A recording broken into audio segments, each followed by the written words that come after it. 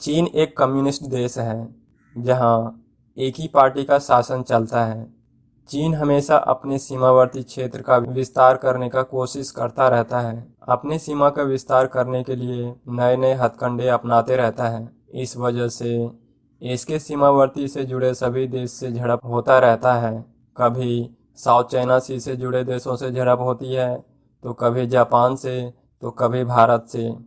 भारत और चीन के बीच सीमा विवाद को लेकर कई बैठकें हो चुकी हैं, लेकिन आज तक मुद्दा सुलझ नहीं पाया है। दोनों देशों के बीच 3488 किलोमीटर लंबी सीमा है। सीमा विवाद के कारण दोनों देश 1962 में युद्ध के मैदान में भी आमने सामने खड़े हो चुके हैं, लेकिन अभी भी सीमा पर मौजूद कुछ इलाकों को लेकर के विवाद है। अरुणाचल प्रदेश शामिल करते हुए अंतर्राष्ट्रीय मानचित्रों में अरुणाचल प्रदेश को भारत का हिस्सा माना गया है। चीन तिब्बत के साथ अरुणाचल प्रदेश पर भी दावा करता है और इसे दक्षिणी तिब्बत मानता है। शुरू में अरुणाचल प्रदेश के उत्तरी हिस्से तवांग को लेकर चीन दावा करता था। यहाँ भारत का सबसे विशाल बौद्ध मंदिर है। चीन और भारत के बीच मैकमोहन रेखा को अंतर्राष्ट्रीय सीमा रेखा माना जाता है, लेकिन चीन इसे खारिज करता है। चीन का कहना है कि तिब्बत का बड़ा हिस्सा भारत के पास है।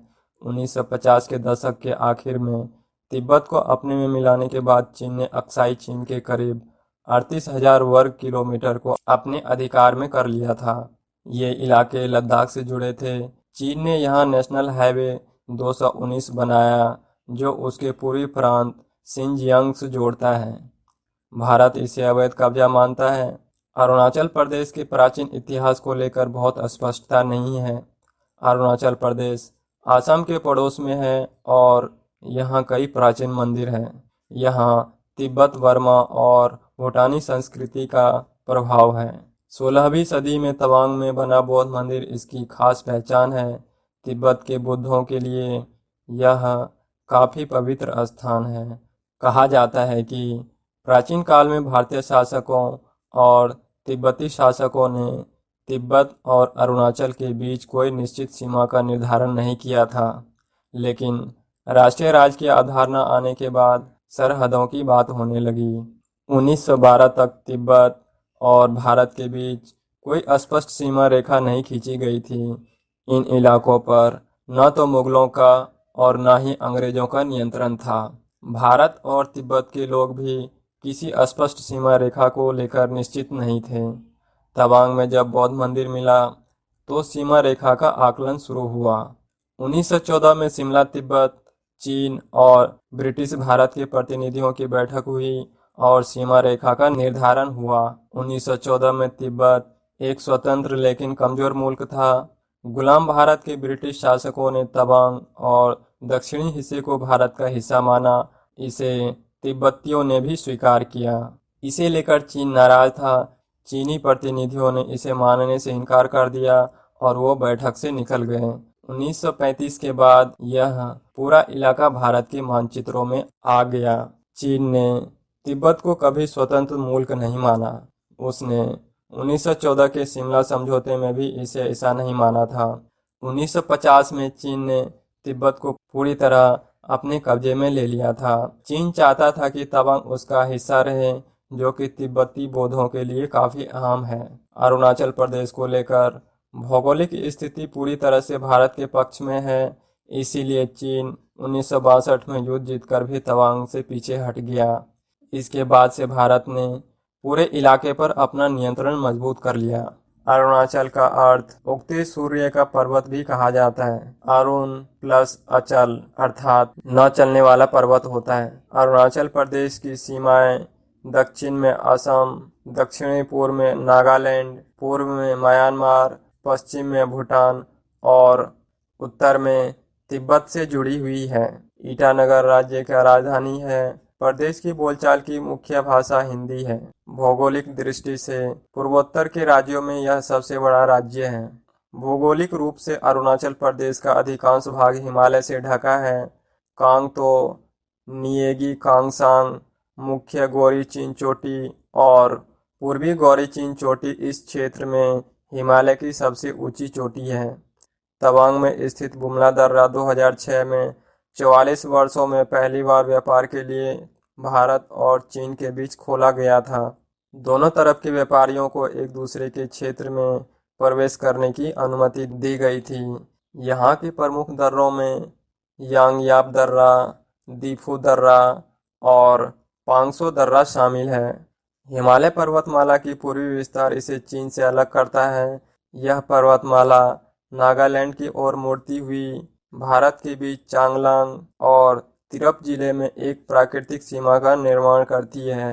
अरुणाचल प्रदेश का मौसम की स्थिति ऊंचाई के बढ़ने के साथ साथ बदलती है। अधिक ऊंचाई वाले क्षेत्र जैसे ऊपरी हिमालय में स्थित तिब्बत के निकटवर्ती क्षेत्रों में मौसम टुंड्रा प्रकार का होता है, अर्थात भौतिक भूगोल में टुंड्रा, जहां वृक्षों की वृद्धि कम तापमान और बढ़ने के अपेक्षाकृत छोटे मौसम के कारण प्रभावित होती है।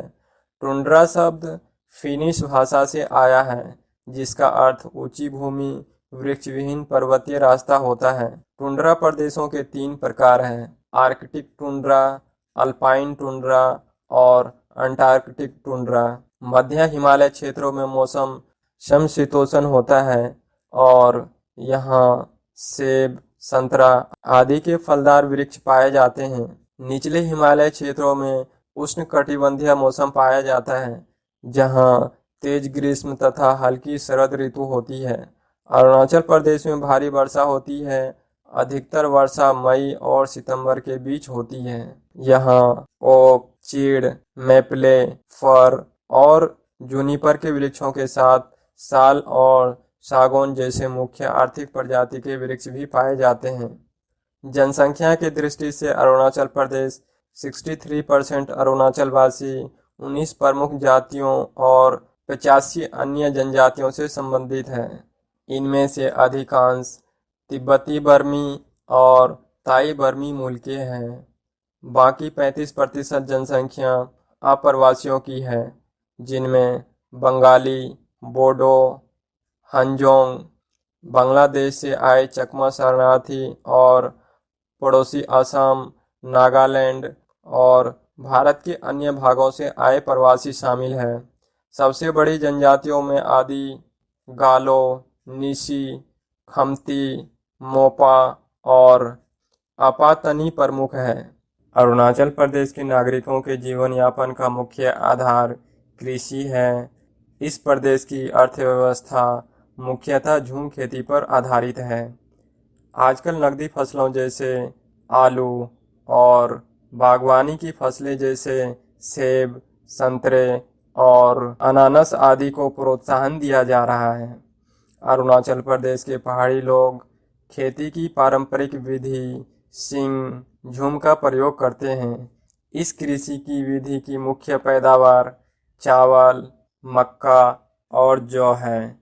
राज्य की विशाल खनिज संपदा के संरक्षण के लिए 1991 में अरुणाचल प्रदेश खनिज विकास और व्यापार निगम लिमिटेड की स्थापना की गई थी। विभिन्न प्रकार के व्यापार में हस्तशिल्पियों को प्रशिक्षण देना, रोइंग, टवारिजो, तिरांग, यूपैया और मयो में कार्यरत 5 सरकारी औद्योगिक प्रशिक्षण संस्थान ITI है। ITI यूपैया महिलाओं के लिए विशेष रूप से बना है, जो पापुम पारे जिले में स्थित है। अरुणाचल प्रदेश का लगभग 61,000 वर्ग किलोमीटर का भाग घने जंगलों से भरा है और वन्य उत्पादन राज्य की अर्थव्यवस्था का दूसरा महत्वपूर्ण भाग है। अरुणाचल प्रदेश के फसलों के उत्पादन के लिए आदर्श है। यहाँ चावल मिल, फल परीक्षण इकाइयाँ, हस्तशिल्प और हथकरघा आदि यहाँ के अन्य प्रमुख उद्योग हैं। यहाँ की सामाजिक जीवन। अरुणाचल प्रदेश के कुछ महत्वपूर्ण त्योहारों में आदिस समुदाय का मापिन और सोलंगू, मोनपा समुदाय का त्योहार लोसार, अप्तानी समुदाय का द्री, तगिनो समुदाय का सीदोनियाई, इदू मिसी समुदाय का रेह, निसिंग समुदाय का न्योकुम आदि त्योहार शामिल हैं। यहाँ पर अधिकतर त्योहारों पर पशुओं को बलि चढ़ाने की प्रथा है। अरुणाचल प्रदेश में मुख्यतः 5 राजनीतिक दल हैं: भारतीय जनता पार्टी, अरुणाचल कांग्रेस, अरुणाचल कांग्रेस, मईते, कांग्रेस, दोलो, पीपुल्स पार्टी ऑफ अरुणाचल। प्राकृतिक आश्चर्य कहे जाने वाले इस राज्य में कई लोकप्रिय पर्यटन स्थल हैं। ईटानगर, तवांग, बोमडीला, भीष्माकनगर और आकाशगंगा है। राज्य में 4 राष्ट्रीय उद्यान और 7 वन्य जीवन अभयारण्य हैं, जो कि पर्यटकों को आकर्षित करता है। पापुम पारे, इसका मुख्यालय यूपिया में स्थित है। यह ईटानगर से 20 किलोमीटर की दूरी पर स्थित है। यहाँ पर नीसी जाति के लोग रहते हैं। यहाँ अपनी वीरता के लिए जाने जाते हैं। नीसी के अलावा यहाँ पर कीमीर जाति भी रहती है। नीसी जाति के लोग इंडो मंगोल प्रजाति से संबंध रखते हैं और इनकी भाषा तिब्बत वर्मा भाषा परिवार से संबंधित है। नीसी जाति के लोग फरवरी के पहले हफ्ते में अपना उत्सव भी मनाते हैं। इस उत्सव का नाम न्योकुम है। पर्यटन स्थल पापुम परे में कई खूबसूरत पर्यटन स्थल हैं। इसके अधिकतर पर्यटन स्थल दोईमुख, सिंगेली और कीमिन में स्थित है। इन पर्यटन स्थलों की यात्रा करने के लिए पर्यटकों को अरुणाचल प्रदेश के सरकारी कार्यालयों से परमिट लेना पड़ता है।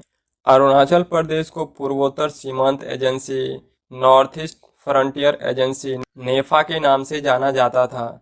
यहाँ का इतिहास लिखित रूप में उपलब्ध नहीं है। अरुणाचल प्रदेश का आधुनिक इतिहास 24 फरवरी 1826 को यंडाबू संधि होने के बाद असम में ब्रिटिश शासन लागू होने के बाद से प्राप्त होती है। संवैधानिक रूप से यह असम का ही एक भाग था, परंतु सामरिक महत्व के कारण 1965 तक यहाँ के प्रशासन की देखभाल विदेश मंत्रालय करता था। 1965 के पश्चात असम के राज्यपाल के द्वारा यहाँ का प्रशासन गृह मंत्रालय के अंतर आ गया था। 1972 में अरुणाचल प्रदेश को केंद्र शासित राज्य बना दिया गया था और इसका नाम अरुणाचल प्रदेश किया गया। इन सब के बाद 20 फरवरी 1987 को यह भारतीय संघ का 24वां राज्य बनाया गया। वर्तमान समय में भाषा की दृष्टि से अरुणाचल प्रदेश एशिया का सबसे अधिक विविधतापूर्ण क्षेत्र है। विभिन्न भाषाओं को बोलने वाले लोग रहते हैं। इनमें से अधिकांश भाषाएं तिब्बती वर्मी परिवार की है। हाल के वर्षों में अरुणाचल प्रदेश में हिंदी का प्रचलन बढ़ा है और अब यह यहाँ की जनभाषा बन चुकी है। अरुणाचल प्रदेश की क्षेत्रफल की बात करें तो यहाँ का क्षेत्रफल 83,743 वर्ग किलोमीटर है। यहाँ पर मुख्य रूप से बोले जाने वाले भाषाएं मोनपा, मिजी, अका, अप्तानी, अदी और हिलमेरी हैं। यहाँ की राजकीय पशु मिथुन है, राजकीय पक्षी ग्रेट इंडियन हॉर्नबिल, राजकीय वृक्ष होलोंग और यहाँ की राजकीय फूल रेटूसा है। यहाँ पर 2011 के जनगणना के अनुसार 1000 पुरुषों पर 920 महिलाएं हैं। विधानसभा निर्वाचन क्षेत्र 60 है और संसदीय निर्वाचन क्षेत्र 2 है।